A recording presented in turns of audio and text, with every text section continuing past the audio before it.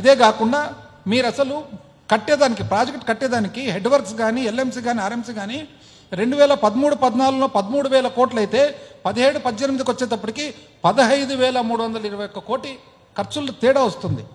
ఇవన్నీ లెక్కేస్తే ఇంచుమించు 30,000 కోట్ల ప్రాజెక్ట్ ఏదైతే మీరు ఒప్పుకొని వచ్చినారో 55,000 కోట్లు అవసరం ఉంటుంది.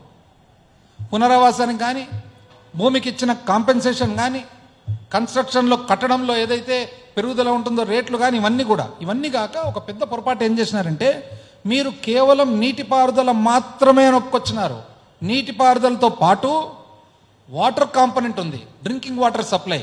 వైజాగ్ అనకాపల్లి ఈ ఏరియాలు ఏదైతే ఉన్నాయో వాటికి సంబంధించిన తాగునీరుకు కానీ, ఆ మార్గంలో ఉన్న 500 చిల్లర గ్రామాలకు సంబంధించిన తాగునీటి సప్లై ఏదైతే ఉందో ఇంచుమించు 4,000 కోట్లు అయితే అవన్నీ మీరు వదిలిపెట్టేసినారు.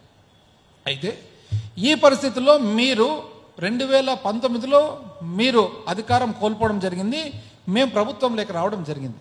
వచ్చిన వెంటనే మొట్టమొదటి కొన్ని నెలల పాటు పరిపాలన గ్రిప్పులేక తీసుకోవడము, అంతలోనే కోవిడ్ రావడం.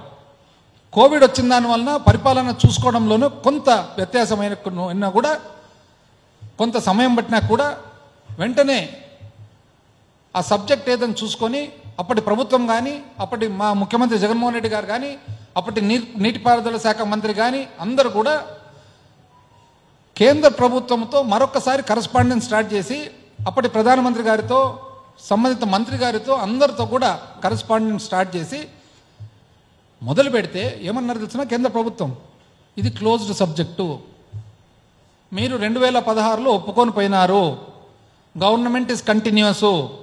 అప్పుడు ఆంధ్రప్రదేశ్ రాష్ట్ర ప్రభుత్వమే, ఇప్పుడు కూడా ఆంధ్రప్రదేశ్ రాష్ట్ర ప్రభుత్వమే, ఇది కంటిన్యూస్ గవర్నమెంటు, ప్రతిసారి మూసేసిన సబ్జెక్టును తెరిచేదానికి కుదరదు అన్నారు. అంటే మూసేసిన సబ్జెక్ట్ ఏమి? మూసేసిన సబ్జెక్టు మీరు తెలుసో తెలియకనో, ఆలోచన ఉండో ఆలోచన లేకనో మీరు 30,000 కోట్ల ప్రాజెక్ట్ అంచనాను ఒప్పుకొని వచ్చేస్తే 55,000 కోట్లు ఆ ప్రాజెక్ట్ కంప్లీట్ చేసేదానికి, పూర్తి చేసేదానికి అవసరం ఉంది.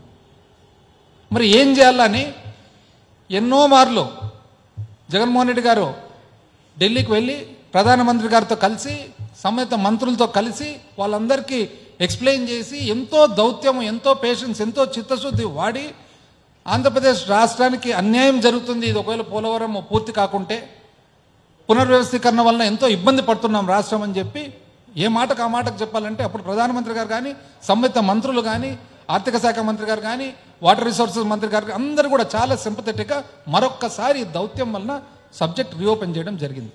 సబ్జెక్ట్ రీఓపెన్ చేయడం జరిగితే అందులో భాగంగానే వాటర్ సప్లై కాంపనెంట్ అనేది ఫస్ట్ తీయడం జరిగింది. అయితే వాటర్ సప్లై కాంపనెంట్ ఏదైతే తాగునీరుకు సంబంధించిన 4,000 కోట్లు, మన వాదన ఏమంటే అది ప్రాజెక్టులో అంతర్భాగమని, వాళ్ళ వాదన ఏమంటే మీరు 2016 సెప్టెంబర్ 8 ఏదైతే ఒప్పందం చేసుకున్నారో ఓన్లీ వ్యవసాయానికి సంబంధించినదే తప్ప తాగునీటికి సంబంధించినది లేదు అని వాళ్ళు, ఉంది ఇది అంతర్భాగమని మేము.